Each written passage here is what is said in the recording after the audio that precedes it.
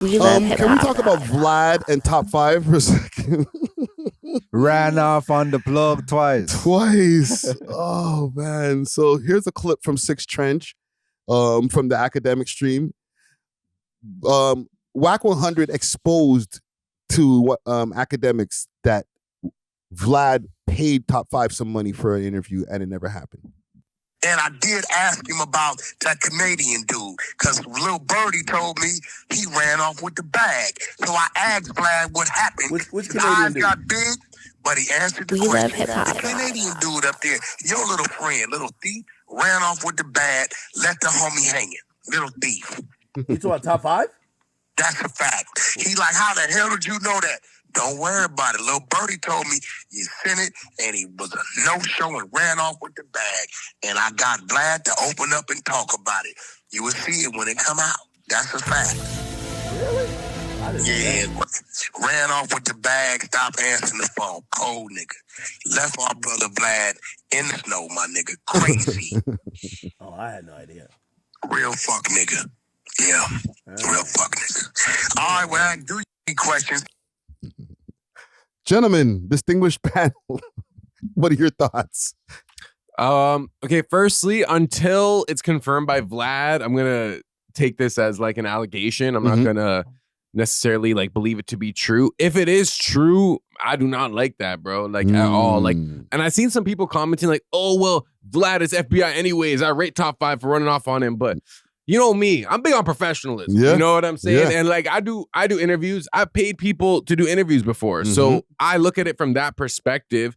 You're also our ambassador in some ways to the rest of the world. You're a representation not only of yourself, but like of the city of Toronto. Facts. So like you're kind of making us look bad. You're kind of, I don't know. But at the same time, I'm not surprised because like everyone knows someone or knows someone that knows someone, especially in like the artist type of field, that Top 5 has ran off on features or beats or these type of things. You know what I'm saying? Like, no, it's true. I know someone personally who like paid Top 5 for a feature and just never got it. The boy podding. No, you ain't speaking. You're not. It's not a surprise to us. We're here. We're in Toronto. We're like, we're looking at Vlad like, come on, bro. Like, you should have paid him when he got there. No, it's just I haven't heard somebody bring that up in a while, but it gets brought up. Everyone knows it, bro. Everyone knows it. And it's just like, my whole thing is this, bro. If it is true, right? Like, I'm going to look at it from like a moral perspective. And maybe sometimes my morality can hold me back from certain opportunities like running off on honest work. At the end of the day, I believe in honest work. So it's like if someone's paying you for an interview, it's just 2 hours, do it. It'll be a good look for you. Maybe he doesn't want to answer questions. Maybe he's just trying to do it the easy, sleazy way. You know what I'm saying? Yeah. But it's like you're professing like, oh, I'm this Muslim, Islam, all this stuff. And it's like, that's not what Islam teaches. You know what I'm saying? Like you're given all these opportunities by God to put yourself in a better position. And then brought God into this. No, man, he's cooking, bro. Keep cooking. I'm only bringing it up because he is like vocally a Muslim. You know what I'm saying? So it's just like, that is not Muslim conduct. No, you know what I'm saying? No, you're totally right. And what you were saying before about maybe you're not like the type that, you know, you'll fuck up an or mess up your opportunity to run off on a plug or whatever, or run up with the money. That's not messing up an opportunity. Running off is messing up the opportunity.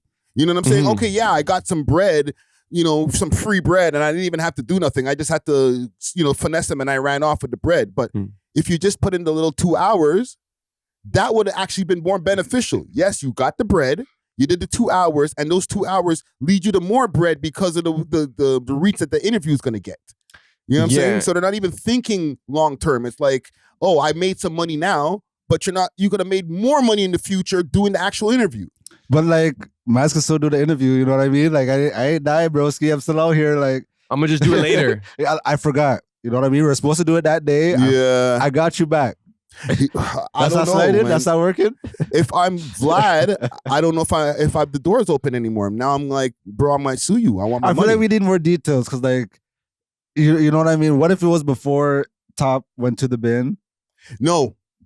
It was after he came out. This is after he got stabbed, because I think Adam 22 had even mentioned that. Yes. But that's why we're presuming this is true information given by WAC 100. Okay, but if it was after Rosie, that was so recent, like, I was still doing the interview, broski. Just give me some time, fam. But at least communicate that. Don't just run off on him and then like stop answering him. Like, you know? Yeah. Okay, just because I'm not answering you right now, that doesn't mean I stopped answering you. I'm gonna get back to you, bro. Well, No, like you could be technical about it, but you know from like a professional business conduct, like if I give you $7,000 and then like I don't hear from you and I'm like, hey, like what, are you still coming like to do the interview on Tuesday? No response. It's Tuesday, blah, blah, blah. Wednesday, hey bro, what's up? No response, no response, no response, no response, no response. That's just not good etiquette. In my opinion, maybe some people think that's good etiquette and more power to them. But for me, like as someone who has business dealings with people, you know, you work with people, like it's just better to communicate. And maybe he should have a manager to deal with this. Maybe Vlad shouldn't even be dealing with Top 5 directly. Maybe he should be dealing with an agent or a manager to actually make sure that this type of stuff doesn't happen. But it's also like you're giving him an opportunity to be on your platform too. Like it would be beneficial for 5 to be on Vlad. for free, to be honest. You're getting paid. You're getting paid. You know All right, what I was man? trying to shoot him some bills, though. No, I was just like, bro, I know you don't even believe, like, you're just being devil's advocate. He's being sarcastic or whatever. Because I know Nacho wouldn't move that way. You know what I'm saying? But like, it makes it harder for other people in the future because like, if Vlad feels like he got burnt by this one Toronto rapper, he might be like, I ain't messing with none of you guys. Well, and it's almost like we gotta salute Casper and Pressa, who have done interviews with Vlad. Because I guess they actually followed through with their word, and they probably didn't even get paid. I feel like I feel like Wack jumped the gun by saying this though, because in my opinion, I think it's too soon to say he ran off. Yes. I agree. And by the way, this is all presuming that he ran off. So if he didn't run off, then disregard anything I said. Yeah, and also keep in mind WAC 100, the WAC 100 factor, because WAC 100 has an agenda, so he might be like just trying to make this guy look worse, right? So it might not even be true. But even though WAC 100 does have an agenda, he was right in a sense about the USB. He'd be right about a lot of shit. But so it's kind of like... USB, what we elaborate? So he had this whole USB that had like... Oh, I remember he said, I have the USB that will end whatever, blah, blah, blah. Yeah. Did we figure out what was on the USB? Friday is literally on the USB. Yeah. We broke what was on the USB. He's on the USB. Yeah. Oh, the thing that Wack and Ak did that involved Friday, that was the USB thing? That was part of the USB thing. Okay, we don't have to bring that back up. Yeah, we're not going to bring that up. My bad. We don't have to rehash those wounds. That trauma. But I think what Wack is trying to do, because even Wack is like, our brother Vlad, you know? And I was just like, okay, so what Wack is trying to do is I think he's trying to further divide us and them, where it's like, look how these guys are behaving when we allow them in our spaces. You know, Vlad is still a credible journalist. Even though he's white, it's still like, I guess, hip-hop media to an extent. Yeah. And Top 5 is on the radar now. Like, most people in America, if you ask them about Toronto, they'll say Drake, but like I feel like a lot of them know who Top 5 is just for the antics and the Kanye West affiliation, all this stuff, right? Yeah. So I don't know. I just feel like it's not a good look for the city. It's not a good look for him personally. And hopefully this is not true. Yeah. I don't think it affects how they look at the city though, because I feel like Top 5 is seen as like a 6ix9ine-esque character where like, I don't feel like people look at 6ix9ine and be like, oh yeah, New York is so lame type. Yeah. You know what I mean? Like, I feel like they look at 6ix9ine as just like a character from New York, but not a representation of New York. Yeah. And I feel like people look at Top 5 the same way, you know? Yeah. No, I feel like because New York has produced like a legacy of artists and hip hop culture, they don't even affiliate 6ix9ine with New York. But with Toronto, because it's still relatively novel in like a hip hop sense, Drake, Tory Lanez, maybe they'll say The Weeknd, even though he's not a rapper. Like Top 5 is probably like within their like initial perceptions of Toronto. Yes, but at the same time, those examples that you gave before are all done great business. So those are the examples that they have. This is just the one bad example that they have so far. Yeah, and even then, like they probably will always just disregard us as soft Canadians, like yelling on it type. So even with Top 5, who everyone was coining Drake shooter, you know, like it just doesn't help his cause or but our people cause. were coining him Drake shooter to kind of like I don't want to say roast Drake, but to be like, and this is no diss.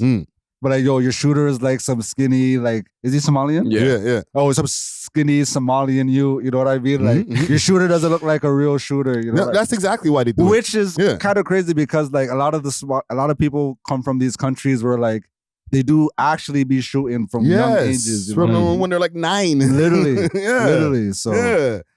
Well, listen, man, I don't know who to salute in this situation right here because it's not a salutable thing for Top 5 right here. You know what I'm saying? It's a despicable move. You know what I'm saying? If I talk to him on the phone anytime soon, I'll tell him the same thing.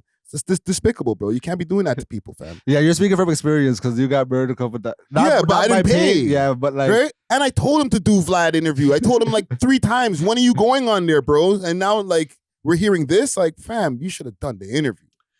Do you feel like because of how he was like brought up, like maybe like scamming is just like, it's almost like, I don't want to say instinctual, but like that's his first mode of thought where it's like, how can I finesse? How can I finesse? As opposed to, how can I do honest work? You know, it's a lot of mans out here who have that kind. It's a Toronto man. Toronto has a finessing thing. It's the city of finessing and koaling, bro. I do think also a lot of Toronto creators are lazy because on a smaller scale, I know some creators that would get brand deals and then like they just wouldn't get around to doing the brand deal. I've seen this from here. You know, and it's just like, bro, like that's literally like a relationship you could build and scale up type thing, but like mans just don't want to put in the work. Saji had a Fashion Nova deal and she fucked it off. No way. Yes. That's disgusting. I don't know what's more shocking, that she ran off on it or that Fashion Nova gave her a deal. She didn't run off on it. She just didn't fulfill the duties. Like, you know what I'm saying? Like, it goes to what Natural's saying, like, yo, you have an opportunity, it's easy. Just go on, do the 2 things, and they're like, meh. Saji duties must be crazy though. Hiroshima level, bro. What were the duties? I don't want to think about her duties. But yeah, man. Salute to Vlad. I'll give Vlad the salute on this. Right? Let's get off of this story. Thanks for watching. If you enjoyed this video, please make sure to check out these other videos on the screen and make sure to like and subscribe. We love hip hop.